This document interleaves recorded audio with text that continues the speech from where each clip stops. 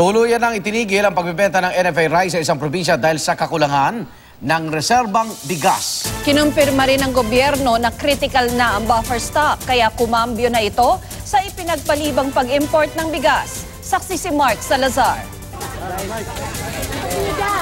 Walang mahabang pila para sa mas murang NFA rice tulad noong 1995 at 2008 dahil hindi pa naman sumisipa ang presyo ng mas mahal na commercial rice. Pero hetong problema, aalog-alog na ang ilang warehouse ng National Food Authority tulad na lang sa Quezon City at sa Valenzuela na nasa critical level na o pang 3 araw na lang ang buffer stock. Isang bagyo lang tumama sa atin. Huwag naman sana mangyari. Baka biglang mag-shoot up ang presyo ng bigas. Bakit magmamahal ang bigas kung maubos ang buffer stock? Ang buffer stock kasi ang ginagamit ng NFA para ipampuno sa supply sakaling magkulang ang commercial rice para pigilan ang pagmahal nito. Kung wala ang gobyerno to inject in the market in times ng price spiraling, mahirap mo i-stabilize yung presyo sa market. Sa Davao City halimbawa, hindi pa ipinapasa ng mga retailers sa mga mamimili ang iminahal ng bili nila sa commercial rice. Pero pag nagmahal yan, marami ang aasa sa NFA rice na sa ngayon ay tatagal na lang hanggang sa linggong ito. Sa Camarines Sur, tuluyan ang itinigil ang pagbebenta ng NFA rice sa gitna ng kakulangan ng buffer stock. Taya ng NFA kahapon, pang 8 araw na lang ang buffer stock sa buong bansa, halos kalahati ng required.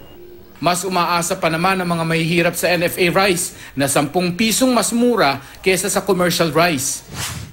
Kung tutuusin, sagana naman daw ang ani ng palay at 12% pa ngang mas mataas kumpara nung isang taon.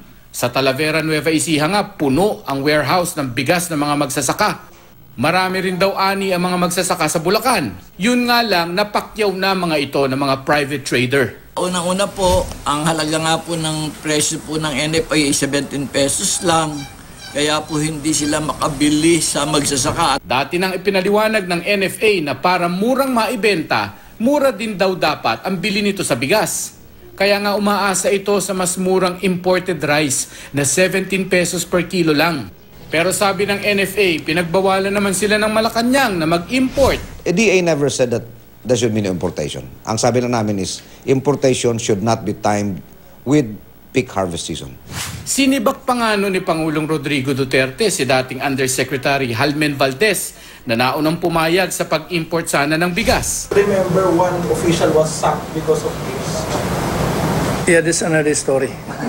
Hindi na itinanggi ng Interagency National Food Authority Council o NFAC na critical na ang buffer stock, kaya tuloy na ang pag-import ng bigas. The council instructed the NFA management to sign the remaining import permits for all this rice to come in and to intensify buying. At kung dati sa gobyerno ng ibang bansa lang bibili ang ating gobyerno, ngayon sa mga pribadong kumpanya na bibili na dating kinukontrata ng NFA at Department of Agriculture. That's why the President said that since this time, NFA will no longer have the monopoly of importing rice.